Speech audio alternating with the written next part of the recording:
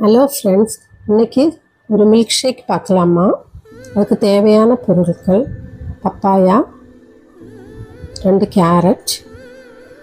Carrot நல்லா வேக வச்சுக்கிடணும். பப்பாளி நறுக்கி மிக்சியில் போட்டு கேரட்டும் கேரட்டையும் சேர்த்து கொஞ்சம் பால் ஊற்றி ஜீனி கொஞ்சோண்டு ஐஸ்கிரீம் சேர்த்து நல்லா அரைச்சி எடுத்துக்கோங்க.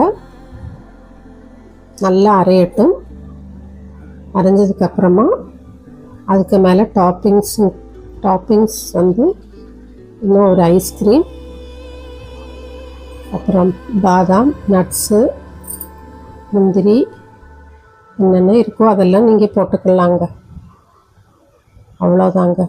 கூல் பண்ணி குடிச்சிக்கலாம். ரம்ஜான் வேளையில் ரொம்ப ஹெல்த்தியான ஒரு மில்க் ஷேக். இது கேரளாவில்